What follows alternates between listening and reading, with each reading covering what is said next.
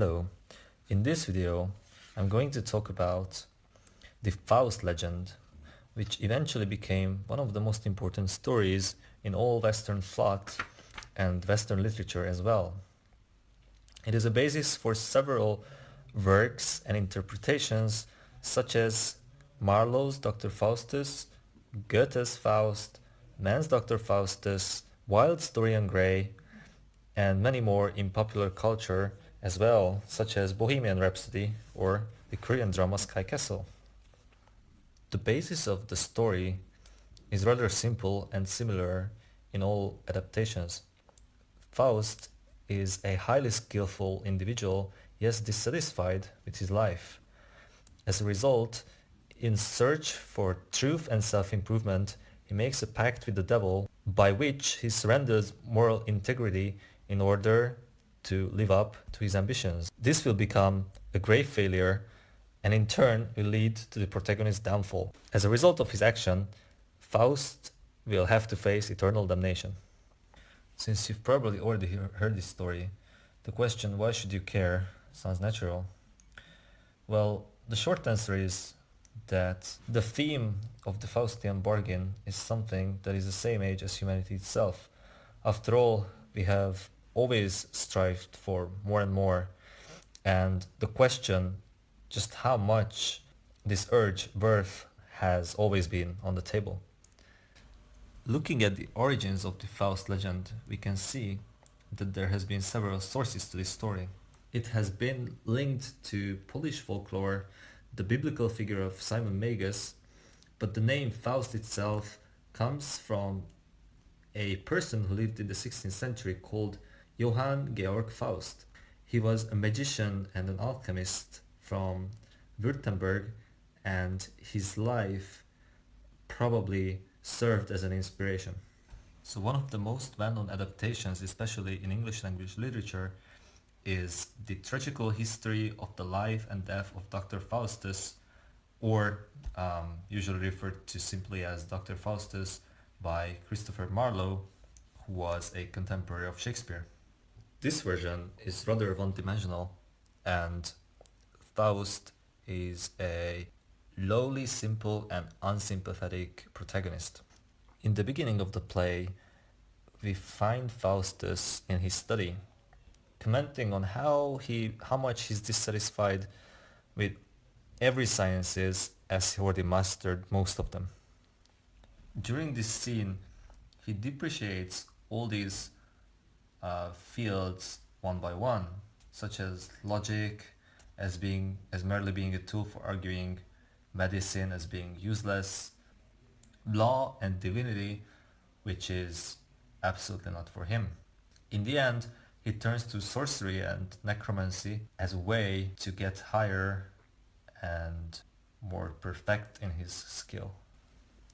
Later that night, Faustus attempts to summon a demon, in which he turns out to be successful.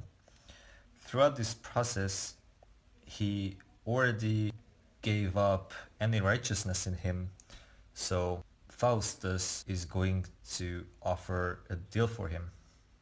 The deal is going to look like this.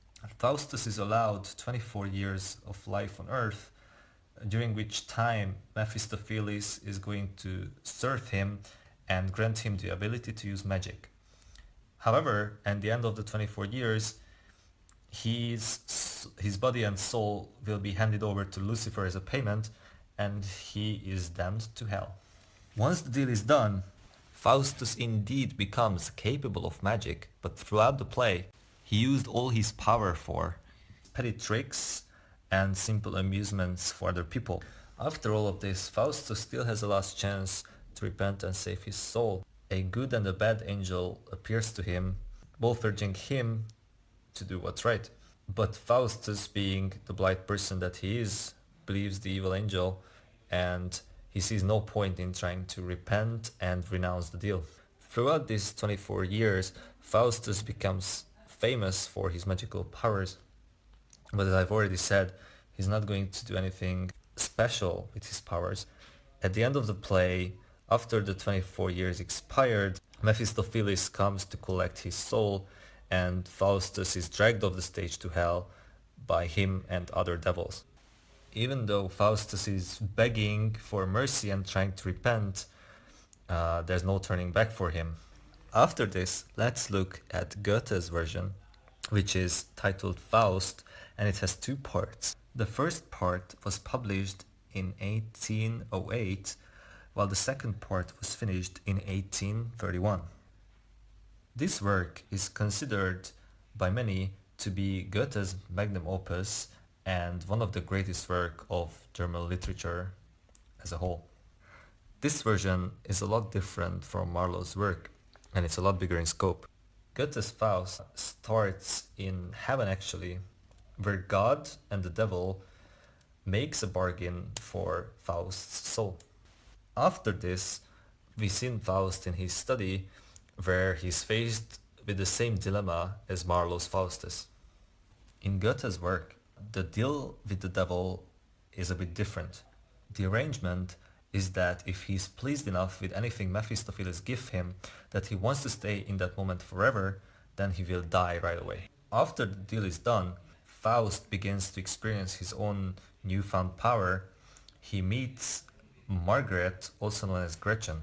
He falls in love with her right away and uses Mephistopheles to trick her into loving him back. After Faust seduces her, she realizes that she's pregnant, and soon after giving birth, she drowns the illegitimate child. As a result, she's convicted of murder and put to prison. Once Faust learns what happened to her, he orders Mephistopheles to go and make her escape from prison. But when she sees Mephistopheles, she refuses to leave and starts praying to God instead. And that is the end of part 1. Part 2 completely abandons the storyline started in part 1, and instead it's rather complex and rich in its form and content, and it covers the travels of Mephistopheles and Faust. Finally, at the end of Act 5, Faust manages to experience that moment of sheer bliss when he eventually cares for someone else other than himself. At that moment, he falls down and dies, and thanks to this moment of caring for somebody else, he is being saved through the grace of God. Looking at the ending itself, you can already tell how the two works are entirely different, and the two characters or representations of Faust is also largely different. Thank you for listening.